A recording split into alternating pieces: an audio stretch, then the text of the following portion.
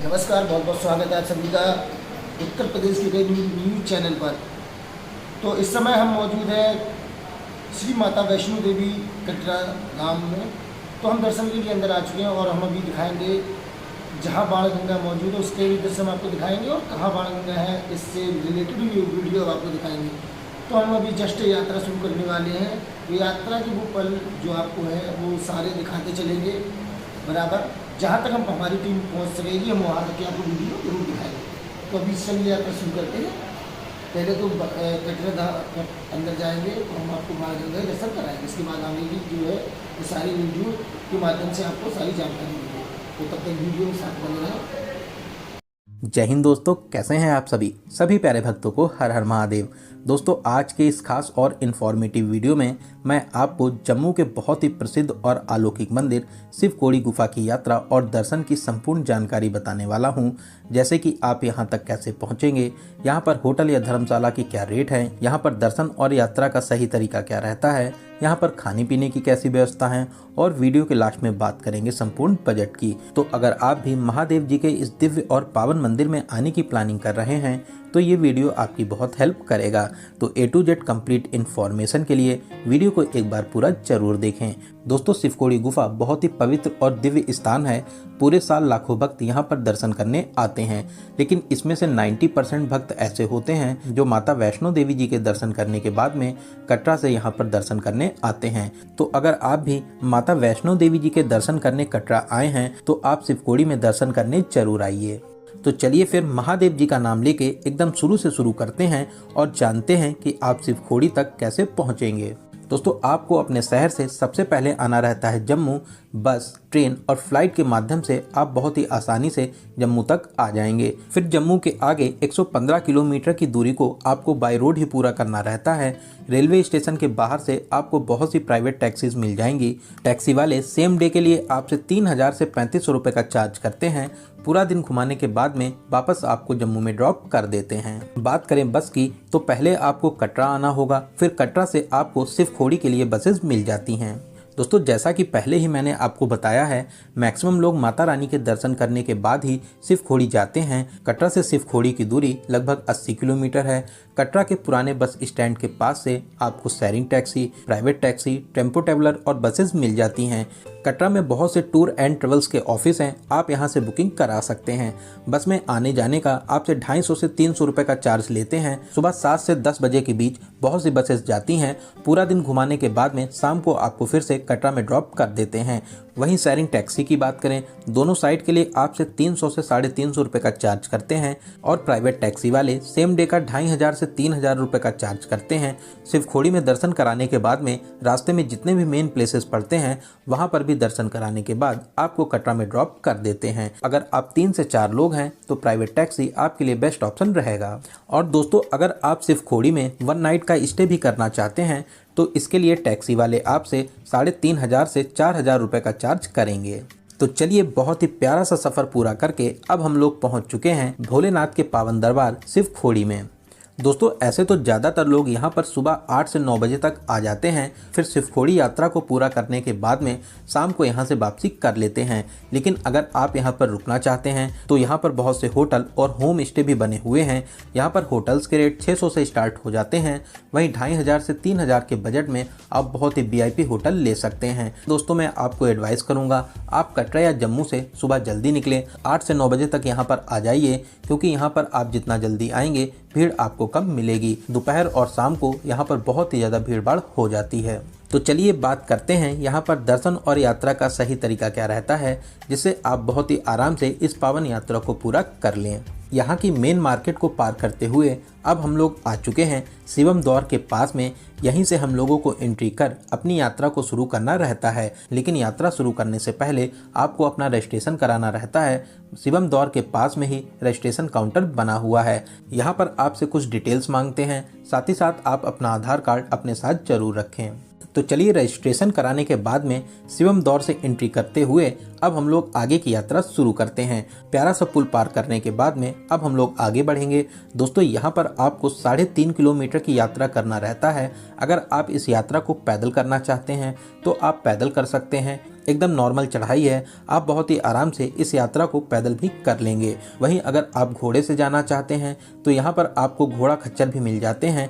One side के लिए आपसे 250 रुपये और दोनों साइड के लिए आपसे 350 से 400 रुपये का चार्ज करते हैं और मंदिर से 400 से 500 मीटर पहले आपको ड्रॉप कर देते हैं और फिर यहाँ से कुछ सीढ़ियाँ चढ़ने के बाद में आप मंदिर के पास में आ जाएंगे। और वहीं अगर आप इस पावन यात्रा को पालकी के माध्यम से पूरा करना चाहते हैं तो पालकी वाले दोनों साइड के लिए 1500 से 1800 रुपये का चार्ज करते हैं। दर्शन कराने के बाद में आपको फिर से यहीं शिवम द्वार के पास में ड्रॉप कर देते हैं। दोस्तों मेरी आपको एडवाइस यही रहेगी, अगर आप पैदल चल सकते हैं तो इस पावन यात्रा को पैदल ही पूरा करिए। रास्ते में जगह जगह बैठने और आराम करने के लिए बेंचेस लगी हुई हैं। इसके अलावा खाने पीने और प्रसाद की बहुत सी दुकानें हैं। साथ ही साथ यहाँ पर साफ सुथरे टॉयलेट भी बने हुए हैं। रास्ते में आपको हर तरीके की सुविधा मिल जाएगी, तो आपको इस यात्रा में कोई भी परेशानी नहीं होगी। वीडियो में आप यहाँ के प्राकृतिक नज़ारे और प्यारा सा वातावरण देख ही सकते हैं। सच में बहुत ही खूबसूरत और प्यारा सा रास्ता बना हुआ है। दोस्तों शिवखोड़ी मार्ग में रास्ते में 3 से 4 मंदिर पड़ते हैं। आप अगर चाहें तो जाते समय ही इनको कवर कर लें या वापसी के टाइम पर भी आप यहाँ पर दर्शन प्राप्त कर सकते हैं।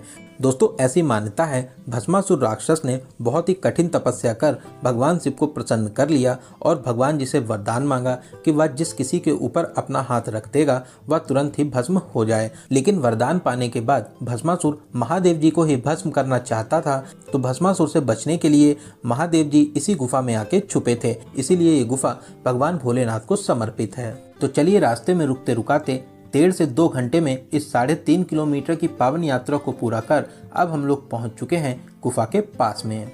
दोस्तों गुफा के अंदर mobile phone, electronic items, bag, जूता चप्पल ये सब ले जाना मना है। यहाँ पर निःशुल्क लॉकर बने हुए हैं, आप लॉकर में सारा सामान जमा कर सकते हैं। तो चलिए लॉकर में सारा सामान जमा करने के बाद में अब हम लोग चलेंगे गुफा में दर्शन करने। सीढ़ियों को पार करते हुए अब हम लोग गुफा में प्रवेश करेंगे।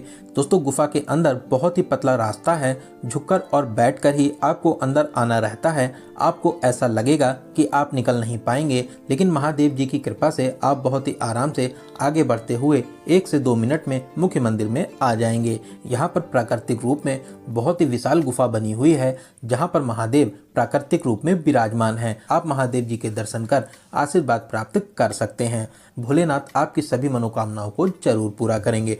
दोस्तों कमेंट बॉक्स में हर हर महादेव जरूर लिखें। गुफा में और भी सभी देवी देवता विराजमान हैं। पंडित जी आपको यहाँ पर सभी देवी देवताओं के बहुत ही अच्छे से दर्शन कराते हैं, साथ ही साथ यहाँ की विशेष बातें भी बताते हैं। दोस्तों इस दिव्य और अलौकिक गुफा में बहुत ही पतले 2 रास्ते जाते हैं। ऐसी मान्यता है, एक रास्ता स्वर्ग के लिए और दूसरा रास्ता अमरनाथ गुफा के लिए जाता है। दोस्तों गुफा के अंदर के नज़ारे आपको रोमांचित कर देंगे। ये भव्य और अलौकिक दृश्य देखकर आप आश्चर्यचकित हो जाएंगे। बहुत ही अलौकिक और दिव्य स्थान है, आप यहाँ पर दर्शन करने जरूर आइए।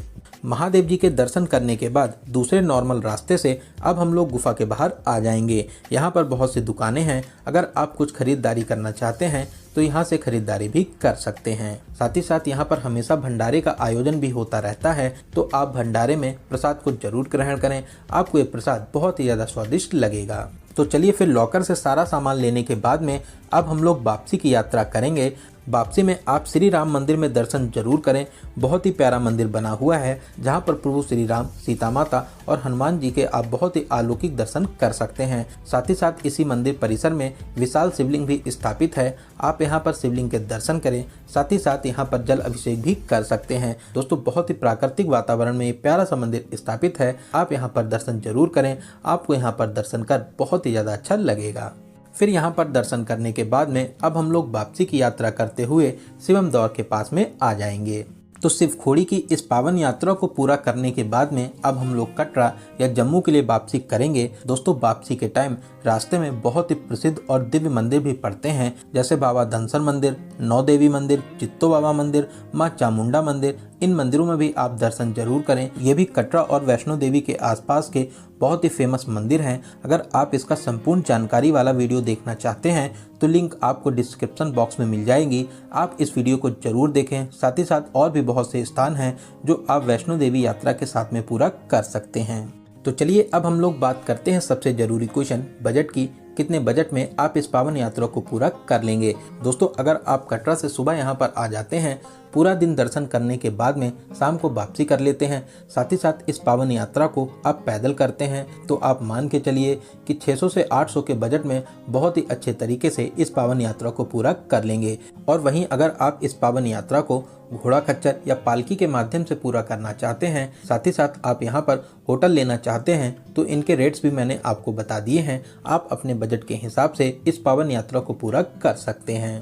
तो दोस्तों, यहाँ पर मैंने आपको सिर्फ खोड़ी यात्रा की हर एक छोटी बड़ी जानकारी को बहुत ही अच्छे और सही तरीके से बताने की पूरी कोशिश की है। अगर फिर भी आपके कोई क्वेश्चन रह जाते हैं तो आप हमें कमेंट के माध्यम से पूछ सकते हैं। बहुत ही जल्दी आपके कमेंट का रिप्लाई दिया जाएगा। दोस्तों, आप ये वीडियो कहाँ से देख रहे हैं और आपको ये वीडियो कैसा लगा कमेंट बॉक्स में जरूर बताइएगा। अगर आपको ये वीडियो अच्छा लगा हो तो अपने एक लाइक से हमें मोटिवेट जरूर करें। साथ ही साथ आप अपने सभी फ्रेंड्स और रिलेटिव में जरूर से जरूर शेयर करें। सफल, सुगम और मंगलमय हो। जय हिंद, जय भारत।